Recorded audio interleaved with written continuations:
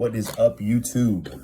Man, it is like 7 a.m., 6 a.m., day after practice. Feeling good. Sore in the normal areas. Inner elbow. My hand last night when I was leaving felt so blown up. It was probably the first practice I ever felt where like my hands felt fat. It felt fluffy, which was awesome. Got a lot of hand control work in. I got this weird feeling from about here to this knuckle going through that top finger. It hurts, but it feels more like a tightness. And it happened last night as I was pulling. I felt it during pulling. And then when we were done, it just kept aching, and I still feel it. Doesn't feel great, but other than that, feel good. Little nicks and knacks here, but I'll be able to take care of that. I feel like normal progression workout will be the same this week. So I'm actually gonna I didn't do legs on Friday, so I'm gonna do legs today with my girl. Sunday. Monday I'll get back to light arms. Tuesday shoulders. Wednesday chest and tris with a forearm workout as long as I'm feeling it. Thursday back and buys, and then Friday I'll probably rest before Saturday because I feel good. I feel like I want to work out. Last week I didn't work out a lot. I didn't work out much at all. So as far as practice went, it wasn't a huge practice, but it wasn't a small practice. I thought it was going to be a much smaller practice than it was. It was nice to see Julius turn out. That dude is so freaking strong. That dude has a arm on him. Joe showed out. It was nice. I mean, I know that drive is tough for that dude, so it was always nice to see Joe.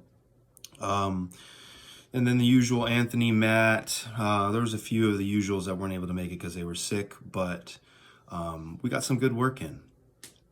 I'll say, and what I took away from this practice is you find yourself a training partner, someone matched evenly with you that you can get really good work in with, someone that you can be tested with and also test at the same time. You're able to pin each other back and forth. You're able to out angle each other back and forth. And the beauty of having big practices is once you graduate from that training partner, there's usually another next strong guy waiting for you to be that training partner for him. So I'm happy that we have that. And I have that in Mark right now. I'll show you some videos of Mark. I'm gonna post a training video with Mark in it here in the next few videos about setup and the straps. But right now, Mark is that for me. We both are around the same strength level. I would say he's even a little stronger than me naturally, just from an athletic standpoint. And then I would say that being I have at least 5-6 weeks on him in experience, I'm able to out angle him a lot more. I'm able to use my hand more on him. He definitely gets me in the straps. I've gotten him in the straps, but it's like 1 out of 5. So he pushes me to be a better strap puller where I know I can get him. It's just a matter of how. So to me, those are the type of training partners that are so important because it's work. It's not just, okay, let me test my tendons and my arms. You can do that in the gym. You can do that really anywhere. But angles, hand manipulation, getting better in the straps, getting more familiar with those feelings. I don't feel like there's anything that you can get more away from table time in having someone that you're not blowing through or they're just opening you up the whole time. So huge. I feel like also what's cool about Mark is we're going to be making the same progressions together. Being that he's a little stronger than me, I feel like he'll progress fast. He's a fan of the sport, so that's nice. Who else? We had another kid there, new kid named Alpha, who's young, 18, really strong kid, had some super side pressure. He just couldn't apply it to his hand yet. And usually that's the same case. I hate to go back to it, but Mark was the same way. I could peel through Mark's hands in the first week like it was nothing, and now his pronation is getting nuts. Shout out to my man Anthony V. If you guys don't follow him, do so. He's going to be doing big things in the like around 165-pound weight class. But me and him, hopefully in the next week or so, we're going to be coming out with kind of like a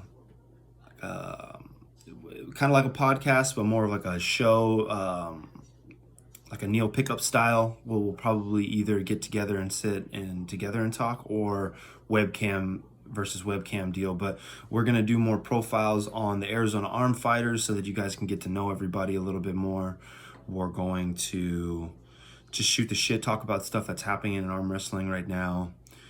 You know, just what's happening in arm wrestling, and specifically what's happening in Arizona arm wrestling, because that's just what we're trying to put on the map. So I don't want to make these videos too long. I appreciate you guys for sticking around.